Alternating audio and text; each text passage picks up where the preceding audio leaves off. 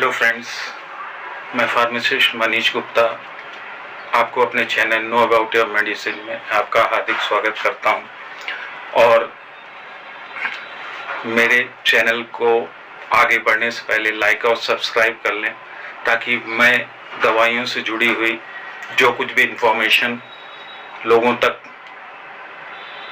Deliver करता हूं वह आप तक पहुंच सके।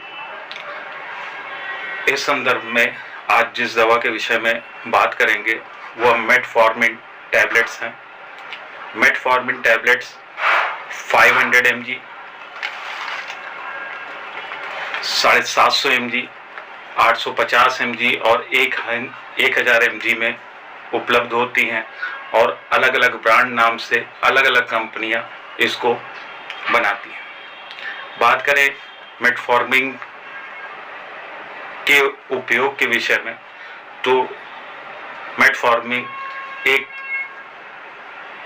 FDA अप्रूव्ड दवा है जो कि लोगों के डायबिटिक पेशेंट होने पर डॉक्टरों द्वारा प्रिस्क्राइब की जाती है। यह टाइप 2 डायबिटीज के मरीजों के में उपयोग में लाई जाती है। इसका मूल काम, इसके साइड इफेक्ट्स, इसको लेने की विधि के विषय में हम सारी बातें करेंगे। बात करें हम मेटफॉर्मिन टैबलेट्स की, तो यह डायबिटिक पेशेंट जो कि टाइप 2 डायबिटीज के शिकार हैं उनमें प्रयोग की जाती है। यह टाइप 1 डायबिटीज के लिए रिकमेंडेड दवा नहीं है। इन दवाइयों का उपयोग आप एक चिकित्सक की देखरेख में ही करें, स्वतः सेल्फ मेडिकेशन इस पे ना करें। यह दवाइयाँ तब बहुत कारगर होती हैं जब व्यक्ति अपनी डाइट के ऊपर, अपनी एक्सरसाइज के ऊपर, व्यायाम के ऊपर और दिनचर्या को एक नियमित रूप से फॉलो अप करते हुए इस दवाई का सेवन करता है।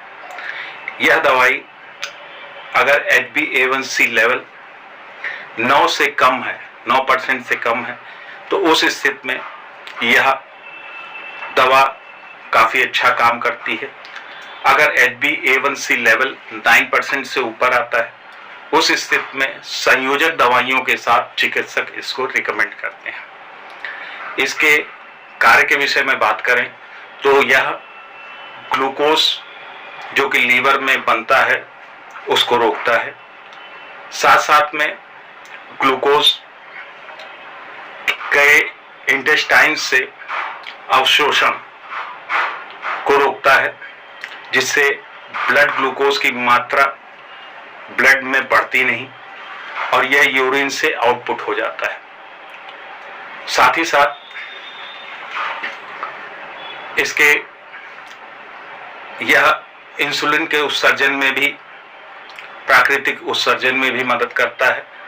साथ ही साथ यह उन सेल्स जो ऑब्जर्व करने में, ग्लूकोज को ऑब्जर्व करने में, इंसुलिन को ऑब्जर्व करने के, ग्लूकोज नहीं इंसुलिन को ऑब्जर्व करने में असक्षम है, उनको ऑब्जर्प्शन में मदद करता है।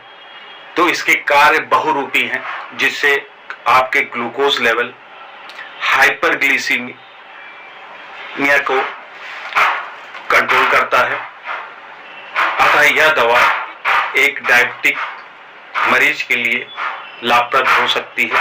यह दवा जेस्टेशनल डायबिटीज में भी, जो महिलाएं प्रेग्नेंट हैं जिनको जेस्टेशनल डायबिटीज की शिकायत है, यह वह डायबिटीज होता है जो महिलाओं में गर्भावस्था के दौरान डेवलप होता है और गर्भावस्था के उपरांत चला जाता है ज़्यादातर महिलाओं में।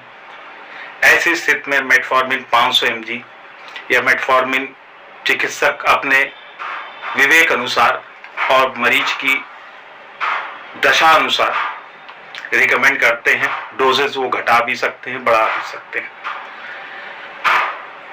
यह दवा जिस विषय में मैंने बात की, यह हाइपरग्लिसीमिया में बहुत अधिक सहायक है तथा वह मरीज की स्थिति पर निर्भर करता है। वह चिकित्सक देखने के बाद ही डिसाइड करता है कि इसको अकेले चलना या संयोजक दवा के साथ चलना। हम इस दवा के लेने की विधि को तो यह मौखिक रूप से दवा ली जाती है और यह दवा 2 फॉर्म्स में आती हैं, एक जो तुरंत काम करती है और एक एक्सटेंडेड रिलीज टैबलेट होती है।